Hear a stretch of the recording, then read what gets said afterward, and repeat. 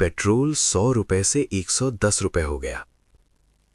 तुमने देखा, थोड़ा इरिटेट हुए और फिर टैंक फुल करवा लिया। स्ट्रेंज है ना, प्राइस बढ़ गया पर तुम नहीं बदले। यहीं से एक डेंजरस कॉन्सेप्ट शुरू होता है, inelastic demand.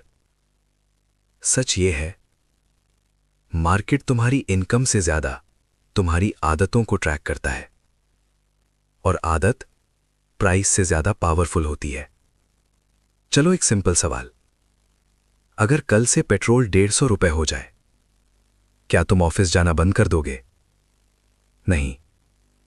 Public transport shift करोगे? शायद, पर इमीडिएटली नहीं। काम छोड़ दोगे? बिल्कुल नहीं। तो फिर क्या बदला?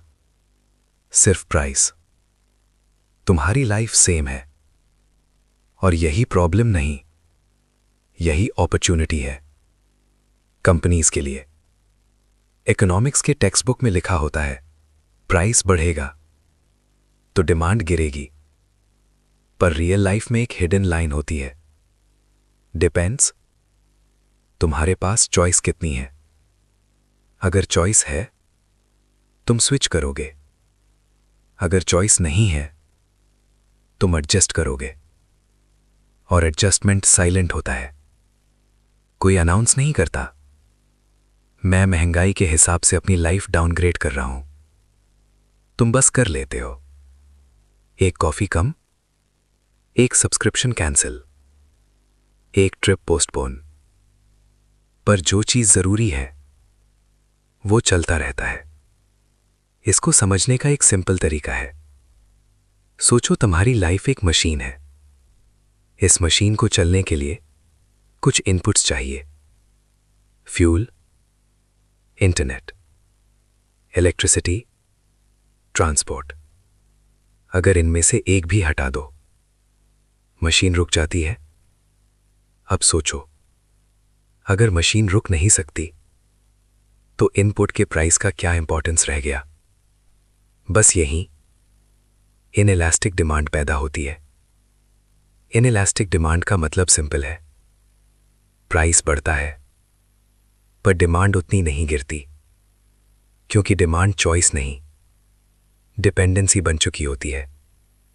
और डिपेंडेंसी सबसे प्रॉफिटेबल सिचुएशन होती है। अब एक और लेयर समझो, कंपनीज रैंडम प्राइस इंक्रीज नहीं करती, वो टेस्ट करती हैं। थोड़ा प्राइस बढ़ाओ, देखो लोग रिएक्ट करते हैं या नहीं। अगर रिएक्शन कम है, और बढ़ाओ। ये एक एक्सपेरिमेंट है, और तुम अननोइंगली इसका पार्ट हो। फूड डिलीवरी एप्स को याद करो, पहले फ्री डिलीवरी, फिर 10 रुपए, फिर 30 रुपए, फिर सर्च प्राइसिंग। तुमने नोटिस किया? हां। बंद किया? नहीं, क्योंकि अब तुम कन्वीनियंस के आदी हो, और कन्वीनियंस लग्जरी नहीं रही, डिफॉल्ट बन चुकी है। और जब कोई चीज डिफॉल्ट बन जाती है, उसका प्राइस कंट्रोल करना इजी हो जाता है। ये स्लो प्रोसेस है, इतना स्लो कि तुम्हें शॉक नहीं लगता। अगर कल से सब कुछ डबल हो जाए, सिस्टम हिल जाएगा, लोग रिएक्ट करेंगे, पर धीरे धीरे। 100 रुपए से 105, 110, 115। ये डेंजरस है, क्योंकि तुम अडैप्ट कर लेते हो, और अडैप्टेशन का मतलब होता है रेजिस्टेंस खत्म।